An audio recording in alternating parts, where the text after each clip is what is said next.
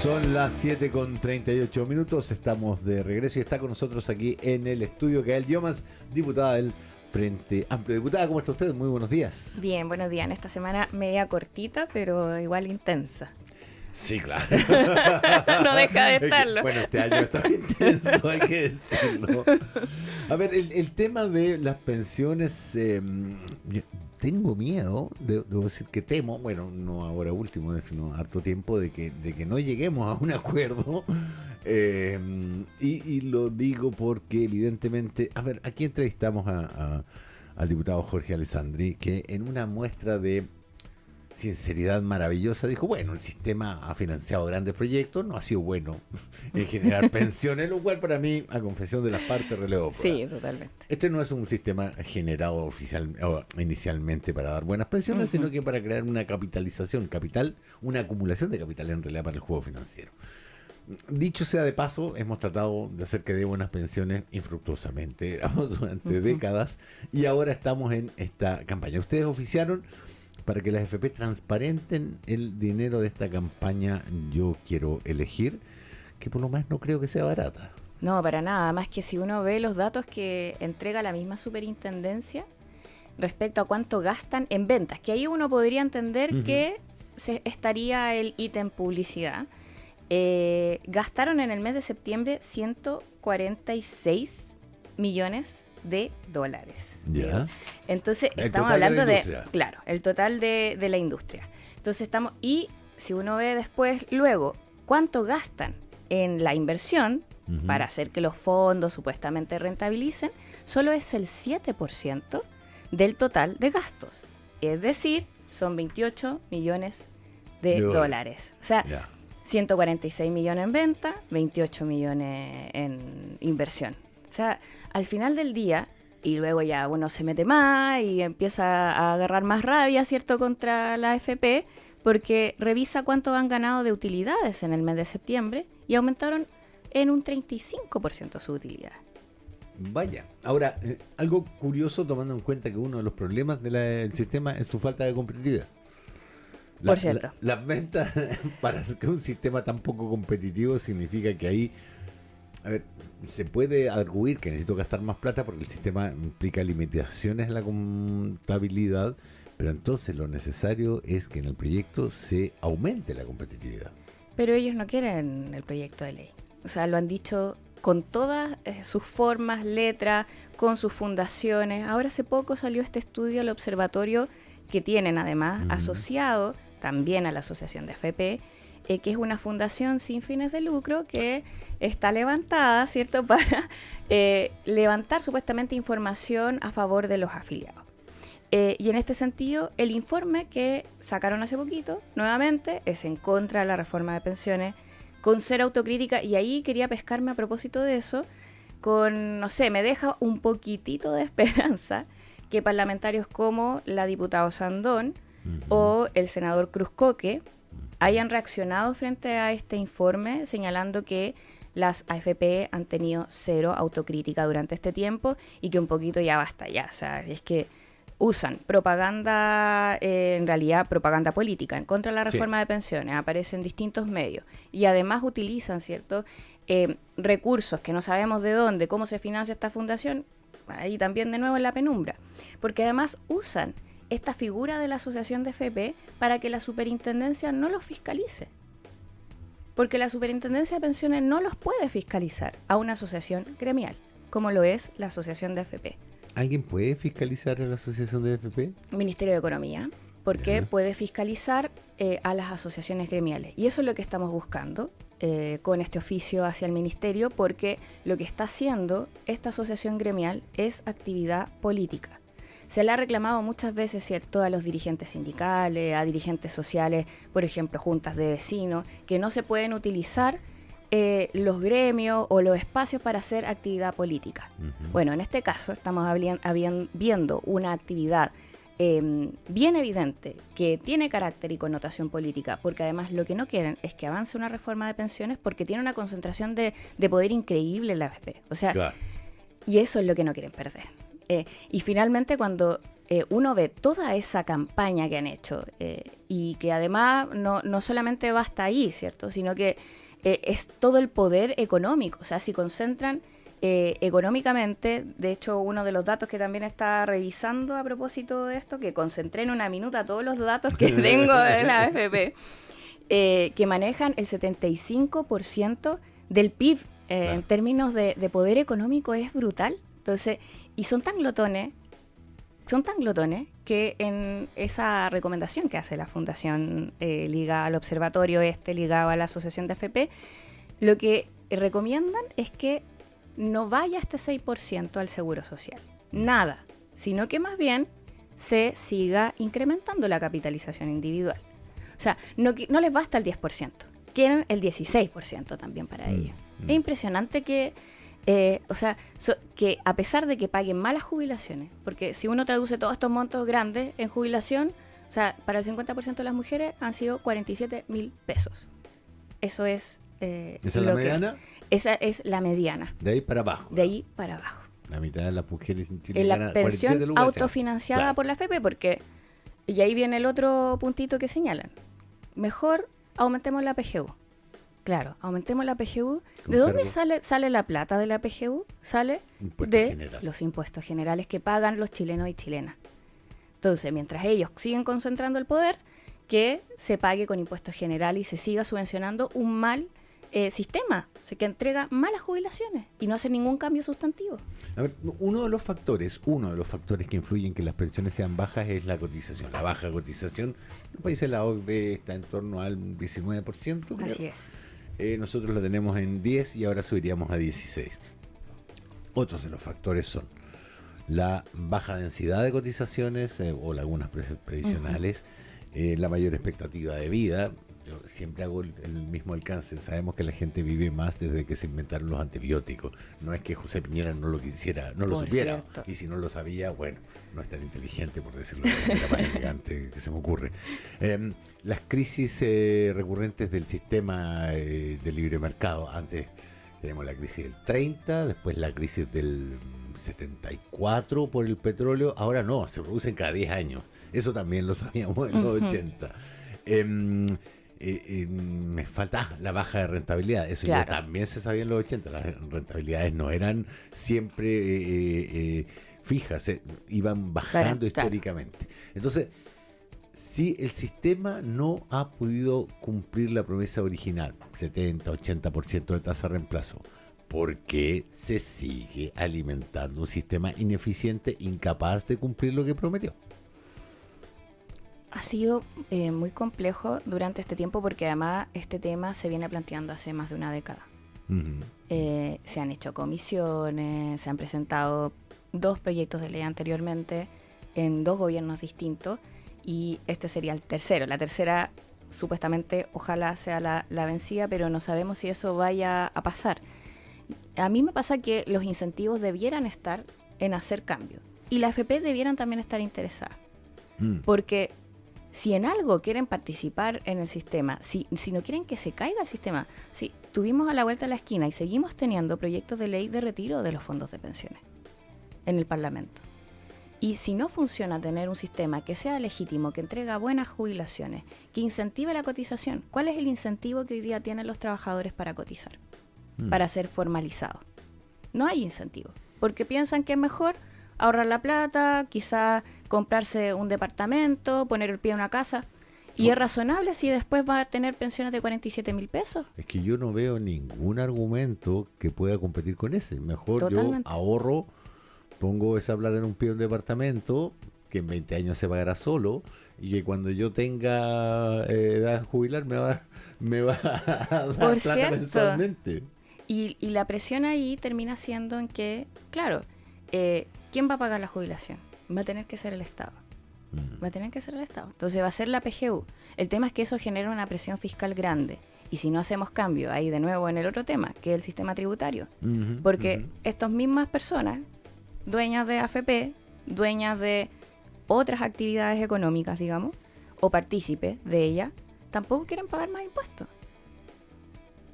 Entonces uno va a hablar, no sé, o bueno, en el caso de las asociaciones de gremios grandes, ¿cierto?, de empresarios, CPC, en fin, tampoco quieren aumentar el impuesto a la renta. Entonces, no puede ser, no es sostenible en el tiempo.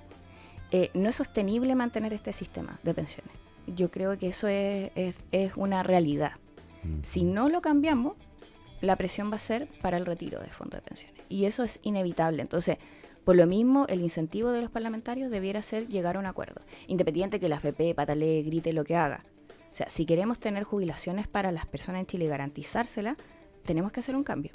Sí, yo veo 3 riesgos relativamente evidentes, digamos. El primero es que posiciones súper irresponsables y populistas como las de Pamela Giles empiecen a tener más popularidad. Pamela Giles llueve y pide que haya un retiro de pensiones, y si hay sequía también, que haya un retiro del 10%. Y cuando quiere promocionar a su pareja que nunca ha ganado en la Junta de Vecinos. Después, el segundo riesgo, que para mí es el menos probable, es que se produzca lo mismo que durante el estallido. Carteles de no más AFP por todos lados. La marcha de no más AFP fue la marcha más multitudinaria que se haya hecho en Chile, que es un antecedente que no sé por qué no tenemos a la vista siempre. El factor de descontento social del sistema de AFP es grande. Y el tercero, que es uno de mis temas fetiche, es el surgimiento de populismos, de gobernantes populistas. Y esto, o sea, yo me acuerdo de Cristina Fernández de Kirchner diciendo se acabó la economía de casino y embolsándose toda la plata de la AFP para el Estado. Lo cual es solo una de las posibilidades. Solo una. Los populismos no distinguen de izquierda a derecha.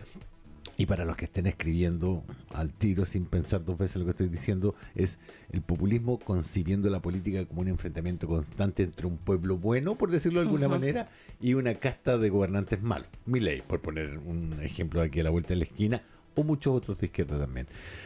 Pero el riesgo del populismo es que normalmente recurren a soluciones fáciles para problemas complejos, lo cual solo hace que los problemas sean más graves, y que tienden a pasar por arriba de las instituciones, que son la base de la democracia.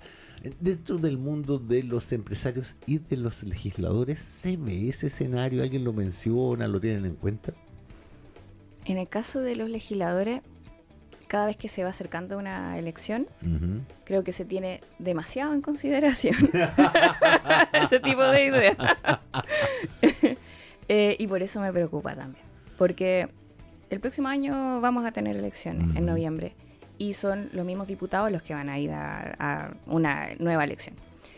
El tema es que si no resolvemos esta reforma ahora, lo más probable es que en el año ya fue. Claro. Y esta idea agarre más vuelo. Y en el mundo empresarial, del gran empresariado, lamentablemente no he visto señales conducentes a impulsar la reforma. O sea, hay que ser más decidido en esto, porque si no tenemos reforma, lo que decíamos antes, no es solo el populismo, sino que después tiene implicancia. O sea, no solo tiene implicancia no tener un sistema previsional, ellos mismos después señalaban que la inflación, ¿cierto?, que vamos a tener también complicaciones en términos económicos, de la actividad económica. Entonces, ahí me preocupa que al final del día esas voces solamente estén para hablar de sus temas, de sus intereses, y no del interés país. O sea, las AFP debieran estar pensando en que para mantener un sistema, si son tan altruistas y tan buenos, porque yo leía en la descripción de esta fundación que hace del Observatorio de la Asociación de AFP, que está pensada para hacer informes, supuestamente pensando en el bienestar de los afiliados. Bueno, y si son tan buenas personas y tan altruistas, debieran estar pensando en que hay que resolver el problema y no simplemente trasladarlo. Y ahí me preocupa también la posición llamada en términos políticos que asuma la derecha, porque al final igual está dependiendo de ellos. O sea, está dependiendo de ellos y de sus votos. Y Evelyn Matei, en principio, que salió diciendo, ¿cierto?, que no se iba a meter, y ahora está metiendo muchos pelos en la sopa dentro de la discusión de la reforma de pensiones,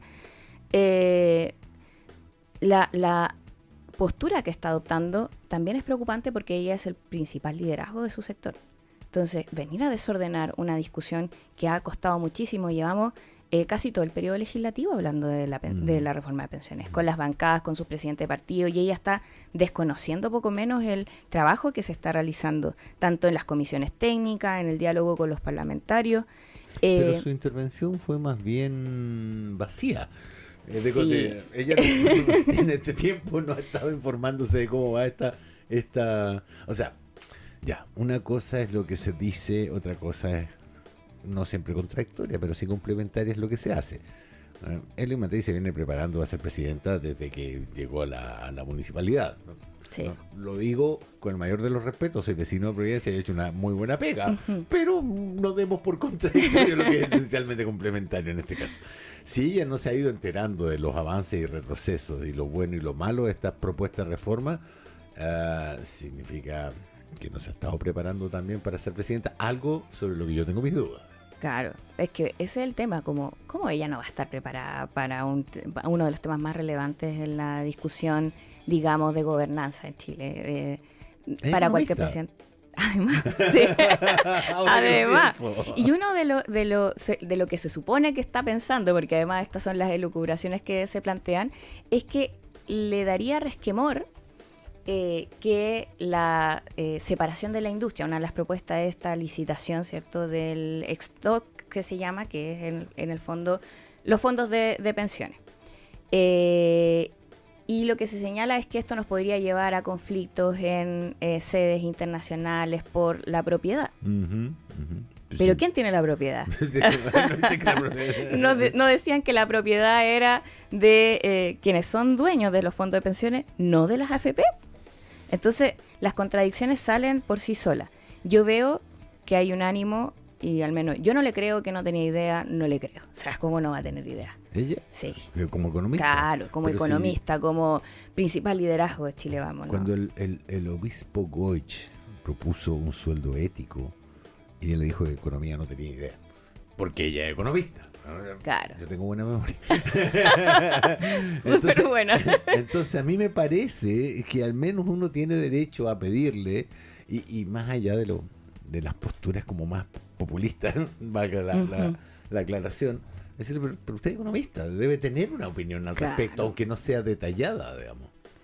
Por eso no le creo que no tenga una postura. Entonces, ¿qué es lo que busca? Trabar una discusión. ¿Qué es lo que busca? Acercarse más al sector quizás más radical de la derecha, que son los republicanos que están en contra de la reforma. O sea, lo han dicho en todas sus palabras. Están haciendo más bien presión hacia la UDI para que no sean parte del acuerdo. Los republicanos están en contra, y ponga usted lo que quiera después, digamos. De todo. Lo que ha ocurrido en todo el proceso legislativo.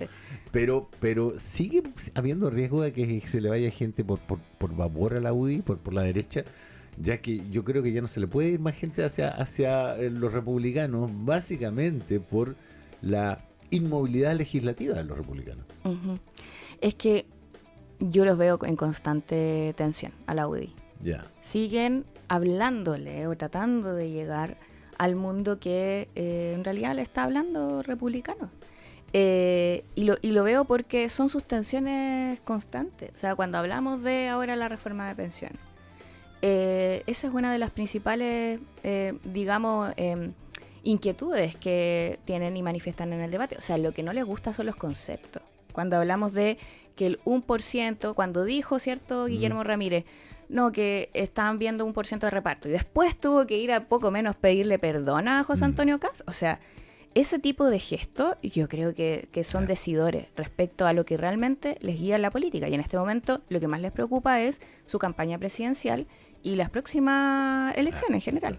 Claro, yo creo que siempre lo digo, pues uno de mis temas fetiches, la palabra ideología tiene mala prensa, pero es muy linda. Uh-huh. Es el concepto, las ideas con que uno analiza la realidad, digamos. Ahora, a mí lo que me extraña, lo dijo Alberto Mayol en este programa, dice, ¿por qué la UDI sigue tratando de negociar con una área que no les da votos? Uh-huh. De hecho, se volcaron a apoyar a Kast y perdieron contra Gabriel Boric. Claro. Gabriel Boric trabajó con nosotros en esta radio mucho tiempo, el mayor de los aprecios por el presidente, pero parecía un año antes de la elección ser como la persona que no iba a participar. O sea, nadie lo esperaba o sea, en ese momento, digo, claro, como un año antes. Claro, y yo creo que haber puesto a competir a Kast fue un gran apoyo para Gabriel Boric, que se veía en una edición renovada. Entonces, la pregunta es, ¿por qué la derecha sigue, la derecha tradicional, la UDI, Renovación Nacional, que tienen además una estructura, un organigrama político que es diferente, no es un partido improvisado como hasta ahora lo ha sido republicano? Uh-huh. ¿Por qué sigue tratando de negociar con republicanos cuando lo lógico es que crezca hacia sectores más conservadores de la DC o ese mundo, en lugar de seguir desangrándose hacia los republicanos que no le dan los votos que necesitan. Mira, no sé cuál es el motivo Yo final. entiendo que uno siempre con los diputados, hay una parte que es la votación, pero otra cosa que tiene que ver con la conversación en las comisiones, en el pasillo. Es evidente que los diputados de áreas diferentes, de diferentes puntos de vista ideológicos, no se van a pelear todo el día. Tienen que conversar, No, claro. tienen que compartir ideas, tienen que tratar. Y cuando uno se les plantea este tipo de situaciones, pero ¿por qué siguen tratando de seducir a alguien que no los quiere? Básicamente. Yo veo que hay como una discusión de proyecto político. Ya. Y que la fuga de votos, digamos, es un peligro constante. Lo veo en los resultados electorales de elecciones municipales. El crecimiento que ven de republicanos, ¿cierto? Ya sean concejales, también es un peligro para sus propios cargos. Ya. Entonces, más bien me parece que va por allá. El tema es que se da como por sentado que tienes que ser más radical que republicanos o más o menos para poder hablarles a ese mundo. Y ahí me veo que hay una discusión de ausencia de proyecto frente a decisiones que se han tomado políticamente. Y a pesar de que ellos han tratado como de rescatar este momento como transicional en donde reinaba la política de los acuerdos, en términos concretos eso es para algunas cosas, es como de la boca para afuera, pero para los temas más importantes como no lo veo tan evidente. En la discusión acá con Espacio Público, con la directora de Espacio Público, Paula Benavides, ella nos decía, hablando de esto, que básicamente hay un problema con el sistema de reparto. O sea, yo entiendo cuando la gente me dice el sistema de reparto no funciona en ninguna parte del mundo. Sí, es cierto, pero también es cierto que en todo el mundo se atiende a los sistemas mixtos. Así es. Si no hay un sistema mixto, ni la capitalización individual, lo hemos visto en Chile, no funciona, y los sistemas de reparto clásicos tienen un problema de un desfonde fiscal. ¿Hay conciencia dentro del mundo legislativo que hay que evolucionar hacia un sistema mixto? Es que piensan, y eso es lo que algunos sostienen, que en Chile ya hay un sistema mixto porque tenemos la PGU. El tema es que de lo que estamos hablando, de los sistemas mixtos que hay en el mundo, es del pilar contributivo, es decir, de la parte cuando se cotiza, y no donde el Estado llega nomás con los recursos fiscales a meterse a pagar pensión nomás, Claro, ¿cierto? o sea, Entonces, la solidaridad intra Exacto. e intergeneracional claro, intergeneracional es lo que no les gusta. no les gusta. Y ahí veo que hay una defensa digamos, del proyecto de la derecha, de una visión neoliberal del sistema previsional. Y es como que no han logrado asumir que fracasó y que por lo tanto hay que buscar una salida distinta. Nosotros, y ahí yo también soy bien consciente, claro, sistemas de reparto a seca ya en el mundo tampoco existen. O sea, es como tienen sistemas de reparto, pero igual con inversión, ¿cierto? No se puede simplemente llegar y repartir como si esto fuera una torta y no hay que pensar en el incremento, porque además... como se invirtió en la pirámide poblacional, digamos. Ahora tenemos mucho más pasivos que activos. Vamos todos para allá y en el fondo el sistema tiene que hacerse cargo de eso. Y eso es una pregunta que también se hacen en otros países del mundo. O sea, es parte de las discusiones que tenemos. El tema es que la solución debe mezclar y debe ser sistema mixto. La presión que existe respecto a la PGU en términos fiscales es grande. Recordemos además que cuando se presentó la propuesta venía desfinanciada. Claro. O sea, no estaban los recursos para financiar lo que se comprometió. Y se aprobó el último día de gobierno de Sebastián Piñera, que es un gran dato. No, claro, y toda última hora. Yo estuve en esas comisiones, fue rapidísimo, o sea, no hubo, y hacíamos consultas respecto al sistema de financiamiento, pero no hubo chance ni espacio para poder ver si efectivamente estaban o no los recursos. Hay un cartel que decía el último que se vaya que pague el algo. Claro. Ahora, una última pregunta, diputada. Ustedes oficiaron al Ministerio de Economía, el ministro Grau. Así es. ¿Cuándo deberíamos conocer este informe? Mira, lo que sucedió, porque nosotros habíamos oficiado antes, haciendo varias consultas respecto a la asociación de AFP. Ellos respondieron. Dentro de la respuesta estaba lo que en global le aportaba la AFP a la asociación de AFP, que eran más de 470 y tanto mil millones de pesos. Ya, el tema es que no decían, ¿cierto?, lo que nosotros preguntamos, que era la transparencia de cuánto gastaron en publicidad en esta propaganda. Nosotros esperamos que sea pronta la respuesta, porque ya se inició un proceso. Ya se había dado, ¿cierto?, en el fondo el traslado para que la asociación de AFP respondiera, ya respondió, entonces, y no respondió completo. Ahora le toca, ¿cierto?, al ministerio emprender, ¿cierto?, esta labor más de fiscalización. Y si no responde, tocan sanciones. Gael Jomans, diputada del Frente Amplio, muchísimas gracias por haber venido un viernes a esta hora a conversar con nosotros. No, gracias a ustedes. Que tengan bonitas fiestas, ¿cierto?, en estas semanas que estamos bien enfiestados, pero también con harta coyuntura. Así y hay que crear un proyecto que cuando el año nuevo Pascua caigan en mitad de semana, hay que declarar 2 días libres. Sí, se acabó. porque ¿cómo se hace los otros días? No se puede. No se puede. Ha habido proyectos con menos posibilidades que han salido. Es verdad. Porque quizás ahí podemos encontrar acuerdos. Se mandan juntos. Claro. La reforma del sistema con más feriados. 8:04 minutos.